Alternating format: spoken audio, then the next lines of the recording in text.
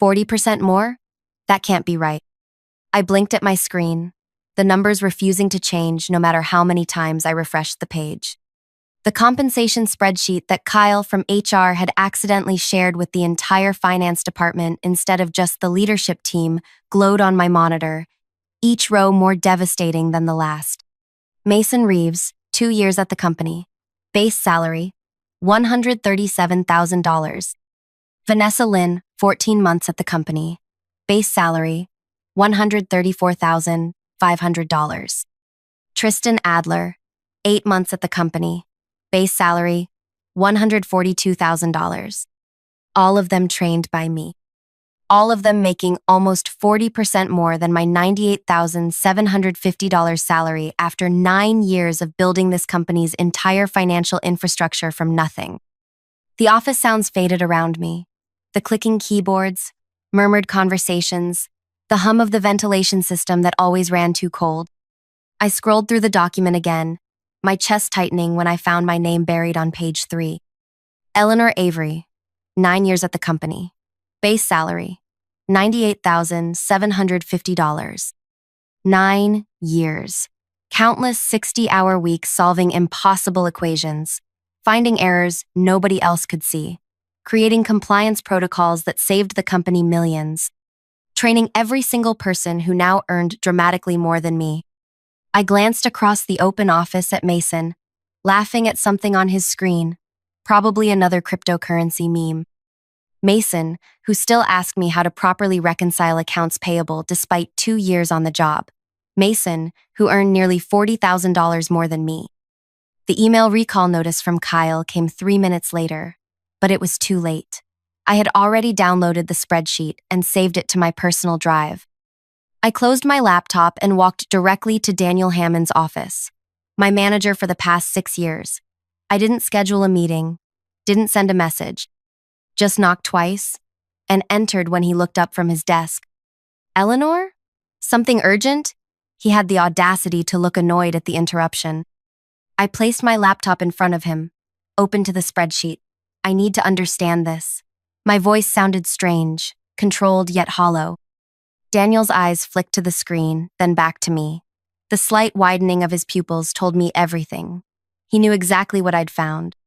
He closed my laptop and leaned back in his chair, steepling his fingers. Eleanor, you know I can't discuss other employees' compensation.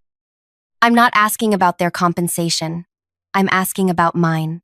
I reopened the laptop. 9 years, Daniel. 9 years building every financial system this company relies on. I trained all of these people who now make 40% more than me. How is that possible? He sighed. That particular sigh manager's perfect to make you feel like you're being unreasonable. The market has changed significantly since you were hired, Eleanor. It's company policy for new market entrants. Your compensation was set in a different economy. So adjust it. It's not that simple. There are bans, structures, policies. He shrugged, actually shrugged at me.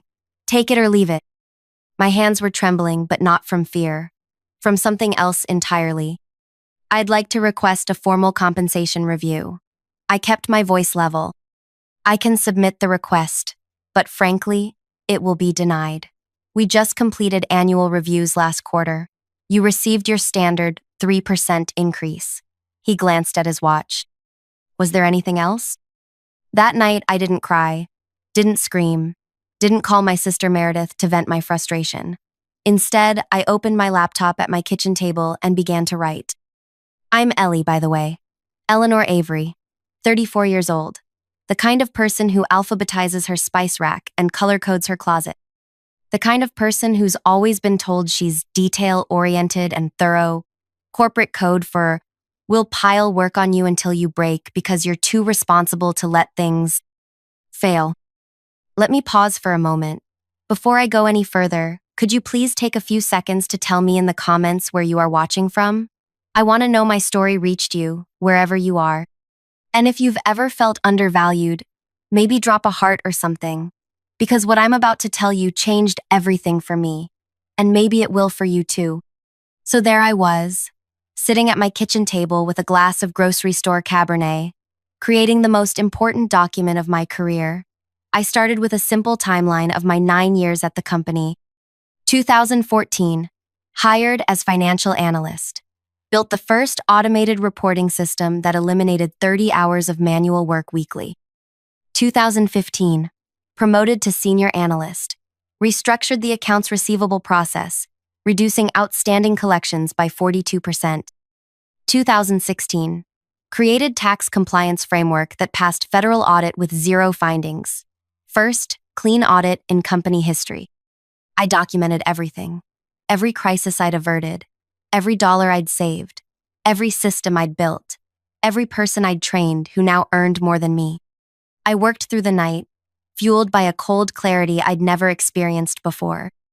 By dawn, I had created a 43-page analysis titled The Cost of Institutional Memory, a comprehensive breakdown of my value to the company. On the final page, I calculated the exact dollar amount I had saved the company in the previous year alone, $267,459. Compared against the adjustment I should have received to bring my salary to market rate, $39,500. The math wasn't complicated. I printed the document and had it professionally bound at a 24-hour copy shop. Then I went home, showered, and dressed in my most expensive outfit, a charcoal pencil, skirt, and cream blouse I'd bought myself after my last promotion 3 years ago. When I arrived at the office, I headed straight for CEO Garrett Wilson's office. His assistant Tara wasn't at her desk yet. It was only 7:15 a.m., so I slipped into his empty office and placed 3 items in the center of his desk. My resignation letter, an offer letter from a competing firm that had been courting me for months, offering $145,000 plus benefits, my leather-bound analysis. Then I went to my desk and began to work as though it were any other day. By 9:30, my phone rang. Garrett's extension. "Eleanor, could you come to my office, please?" His voice was tight. I took my time gathering my notebook and pen, walked deliberately across the office floor where people were already whispering. Word had gotten out about the spreadsheet. I felt their eyes on me but kept my gaze forward. When I entered Garrett's office, I found not just him, but Daniel, Kyle from HR, and Vanessa Chen, the COO. My analysis sat open on Garrett's desk. "Close the door, please, Eleanor," Garrett said. At 57, he had the practiced calm of someone who had never been told no. I remained standing, even when Garrett gestured to the chair. "We've reviewed your document," he began, tapping the leather cover. "I have to say, it's quite thorough." "Thank you." I kept my voice neutral. "There seems to be a misunderstanding about compensation that we should address," Kyle, from HR, interjected, sweating slightly at his hairline. "No misunderstanding," I replied. "I've worked here 9 years. I've trained 5 people who now earn significantly more than me. When I raised the issue, I was told it was company policy. I'm simply making a business decision based on the information provided." Daniel shifted uncomfortably. "Eleanor, if you had given us time to review your request..." "I did. For 9 years." I turned to face Garrett directly. The final section of my analysis includes a comprehensive knowledge transfer plan. Every process, contact, workaround, and system vulnerability that exists exclusively in my head, organized by department impact. You'll find it quite detailed. Vanessa Chen, who had remained silent, finally spoke. "You've clearly put significant thought into this, Eleanor." "I have." "What would it take for you to reconsider your resignation?" Garrett asked, leaning forward. I had anticipated this question. My market value is clearly established by both your own compensation structure and my competing offer. But this isn't just about money. It's about 9 years of being undervalued despite demonstrable contributions to this company's success. I paused, letting the silence grow uncomfortable. I'd need my salary adjusted to $150,000, retroactive compensation for the past year's disparity as a bonus, and a formal review of compensation practices across the company to address similar inequities. Kyle actually gasped. Daniel looked at his shoes. Garrett studied me for a long moment. "You realize what you're asking is highly unusual. So is building your entire financial infrastructure and training my own replacements at a 40% discount for 9 years. The clock on Garrett's wall ticked loudly in the silence that followed. Outside the glass walls of his office, I could see people pretending not to watch. Finally, Garrett nodded. Give us 24 hours to prepare a formal response. I collected my notebook. My resignation is effective in 2 weeks. The knowledge transfer plan I've outlined requires 60 days minimum. You have 24 hours to decide whether that gap is worth addressing. As I turned to leave, Vanessa spoke again. Eleanor, just out of curiosity, who made you the competing offer? I paused at the door. Horizon Financial Solutions. They're led by Catherine Walsh. I let that hang in the air. Catherine Walsh, who had famously left this very company 5 years ago after experiencing the same treatment I had. Catherine Walsh, who had since built a competitor that had been stealing our clients for the past 2 years. The look on their faces told me they finally understood what they were about to lose. I walked back to my desk, heart pounding but steps steady. I could feel the shift in power vibrating through the air around me. For the first time in 9 years, I wasn't just Eleanor, the reliable financial architect. I was Eleanor, the force to be reckoned with. And they knew it. As I sat down at my desk, my phone lit up with a text from Catherine. Did you do it? I typed back a single word. Yes. Her reply came instantly. Their loss. Our gain. Dinner tonight to celebrate? I smiled as I set my phone down. The real victory wasn't just standing up for myself after 9 years of undervaluation. It was what was coming next. Because the secret I hadn't included in my analysis was the most valuable of all. I set my phone down and looked around the office that had been my second home for nearly a decade. The faint smell of burnt coffee from the break room. The uneven hum of the air conditioning. The view of the city skyline I'd watched grow with new buildings year after year. All so familiar yet suddenly different. My computer pinged with an incoming message. It was from Jordan in accounts receivable. What's happening? Everyone's saying you quit? News travels fast in an office designed for eavesdropping. I minimized the message without responding and instead pulled up the file I'd been working on for months. Not my analysis, something else entirely. When I said I'd documented everything in those 9 years, I meant everything. The first irregular transaction had caught my eye 18 months earlier. A vendor payment that didn't match any approved purchase order. Small enough to fly under the radar, $13,875 to a consulting firm I'd never heard of. I flagged it to Daniel, who dismissed it as pre-approved by executive leadership. The same response I got when I flagged the next one. And the next. After the third dismissal, I started keeping a separate log. Transactions with no supporting documentation. Vendors with post office box addresses and no websites. Payments that occurred like clockwork each quarter, growing slightly each time. By month 6 of my secret accounting, the pattern was unmistakable. Someone was siphoning company funds through fake vendor accounts. The amounts were calculated precisely to avoid triggering audit thresholds, starting small and growing just enough each quarter to establish a pattern that wouldn't raise flags if normalized against our growing revenue. It was elegant, really. A financial ghost operation that had diverted over $2.7 million in the past 3 years. This was the document Catherine really wanted. This was why she'd been courting me for months, offering a salary that actually reflected my worth. Because she suspected what I'd confirmed. Our company's pristine financial image was built on carefully constructed fraud. My desk phone rang, startling me. Daniel's extension. Eleanor, can you come to the conference room? We'd like to continue our conversation. 3 hours. They'd only needed 3 hours, not 24. I'll be right there. When I entered the Pine Room, our company named conference rooms after trees. How original. I found Garrett, Daniel, Vanessa, and now Thomas Whitaker, our chief legal counsel. Interesting addition. Please, sit. Garrett gestured to the empty chair across from him. He looked like he hadn't slept, though it was barely afternoon. I sat, placing my notebook and pen precisely in front of me. We've reviewed your requests, Garrett began, and we're prepared to offer you a revised compensation package. Thomas slid a document across the table. I took my time reading it, aware of 4 sets of eyes watching me. Salary adjustment to $155,000, effective immediately. a retention bonus of $45,000, a new title, Senior Director of Financial Operations, a seat on the Executive Leadership Committee, everything I'd asked for and more. The desperate counterattack of people who suddenly realized exactly how vulnerable they were. I closed the document and looked up. This is acceptable. Thank you. The visible relief that washed over Daniel's face was almost comical. Wonderful. Garrett smiled tightly. Thomas will work with HR to expedite the paperwork. We're very pleased we could resolve this matter internally. I nodded, gathering my things to leave, when Thomas cleared his throat.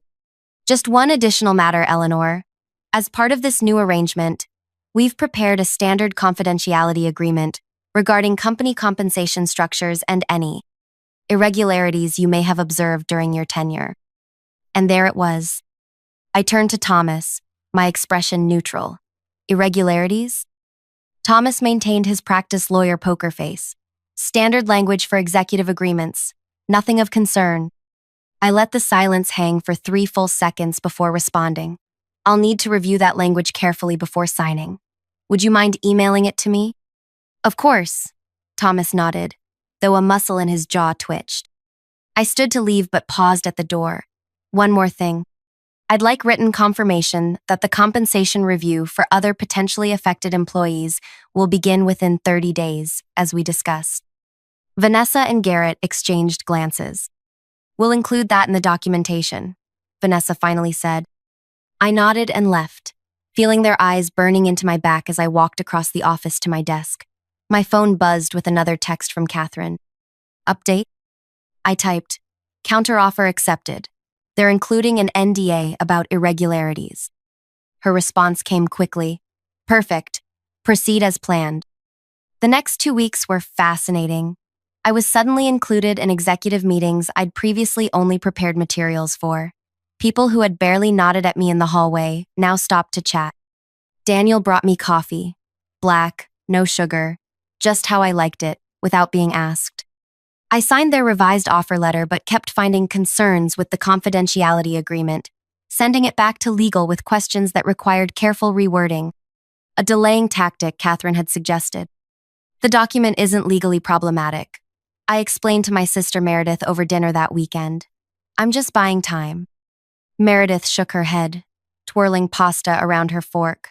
I still can't believe you're doing this. The old Ellie would have just taken the money and been grateful. I set down my wine glass. The old Ellie let herself be undervalued for 9 years. The new Ellie understands her worth.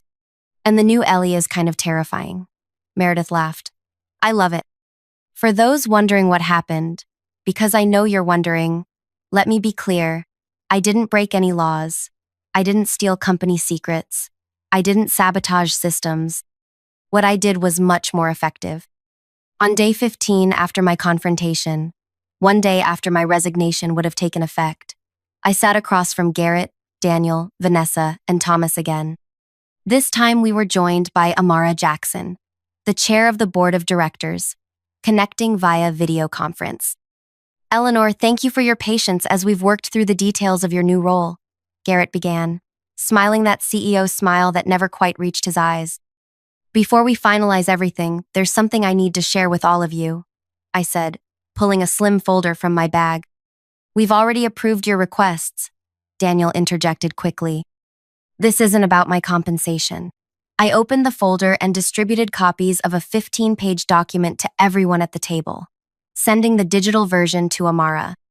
This is about the $2.7 million that's been systematically diverted from the company through fake vendor accounts over the past 3 years. The room went completely silent.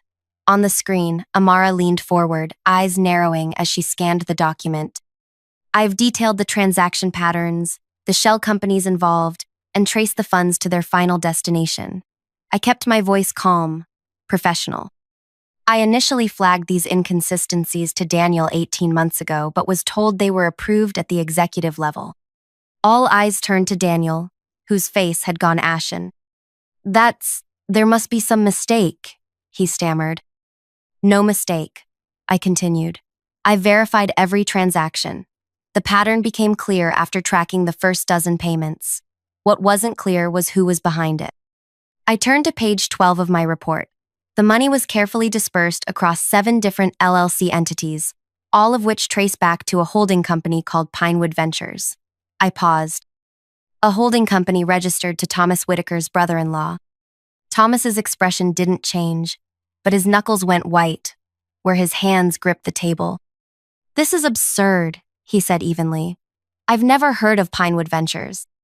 "Perhaps not by name," I agreed. "But the signature authorizing the formation documents matches the signature on your marriage certificate to Claire Whitaker, née Peterson. Your brother-in-law, Jordan Peterson, signed both."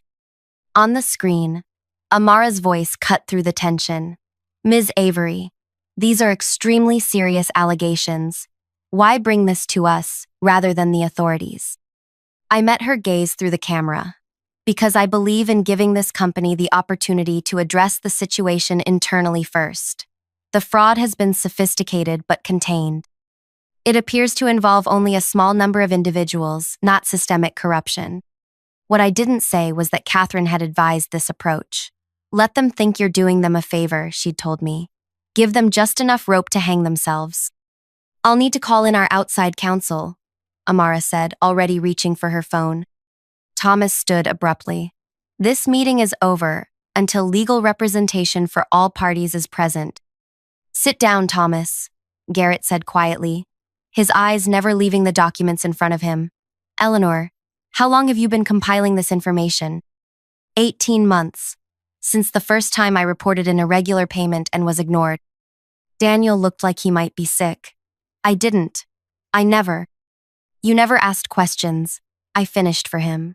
"You never investigated when I raised concerns. You trusted the wrong people and dismissed the right ones." The next 8 hours were a blur of emergency board calls, outside counsel arriving, security escorting Thomas from the building, and forensic accountants being brought in. I answered questions calmly, provided all my documentation, and watched as the company I'd given 9 years to grappled with the betrayal of its trusted legal counsel. By midnight, it was clear that Thomas had been the architect of the scheme, with 2 accomplices in the accounting department who had helped process the fraudulent payments. Daniel hadn't been complicit, just negligent and too trusting of Thomas, who had assured him the payments were legitimate, executive-approved consultancy fees. I left the building at 1:17 in the midnight, exhausted but eerily calm. Catherine was waiting in her car across the street. "How did it go?" she asked as I slid into the passenger seat. "Exactly as you predicted. Thomas is finished. The board is in panic mode. Garrett and Vanessa are scrambling to contain the damage." Catherine smiled in the darkness. "And you?" "I start as your new chief financial officer next month, as agreed, with a signing bonus matching what they embezzled from their own company." I leaned back against the headrest. "But first, I'm taking 3 weeks off. I haven't had a real vacation in 9 years." What happened after that? Well, that's when things got really interesting. The company tried to keep the embezzlement quiet, but these things have a way of getting out. Within days, Thomas and his accomplices were facing criminal charges. Daniel was placed on administrative leave pending an internal investigation into his oversight failures. The board brought in an independent firm to conduct a complete audit of all financial systems I had built and knew inside and out. 2 days before I was set to start my new role at Catherine's company, Garrett called me personally. "Eleanor, I'm hoping we can talk." His voice had lost that CEO confidence. "The audit team is struggling with some of the systems you designed. They're finding it challenging to understand your methodology." I almost laughed. "My methodology is fully documented in the knowledge transfer plan I provided. The one you ignored when you thought you could simply pay me to stay quiet. We're prepared to offer you a consulting fee to assist with the transition. Name your price." "My price?" I echoed. My price was being valued fairly for 9 years of loyalty and expertise. That opportunity has passed. I hung up and blocked his number. When I walked into Catherine's office on my first day as CFO, she greeted me with a glass of champagne. "To new beginnings," she toasted. "And to knowing your worth," I added. Within 6 months, we had secured 3 major clients who had left my former company due to concerns about their financial controls. Within a year, our firm had doubled in size and was recognized as an industry leader in transparent financial practices. I implemented a company-wide transparent compensation structure that ensured equal pay for equal work, regardless of when someone was hired. Every quarter, I personally reviewed salary data to identify and correct any emerging disparities. As for my former employer, they survived, but never fully recovered from the scandal. Garrett was eventually removed by the board. Vanessa left for a position at a smaller firm. Daniel was demarcated to a non-management role after the investigation concluded he had been negligent but not criminal. The company was acquired 2 years later at a fraction of its previous valuation. Sometimes I wonder if things would have been different had they simply valued me properly from the beginning. If Daniel had investigated when I first raised concerns about irregular payments. If Garrett had built a culture of transparency rather than secrecy. But I don't wonder for long, because the truth is, I'm exactly where I'm supposed to be. So if you're watching this and feeling undervalued, overlooked, or taken for granted, whether at work, in a relationship, or anywhere else in your life, remember my story. Remember that knowing your worth isn't selfish. It's necessary. Your institutional knowledge, your dedication, your skills, they all have value. Real, tangible value.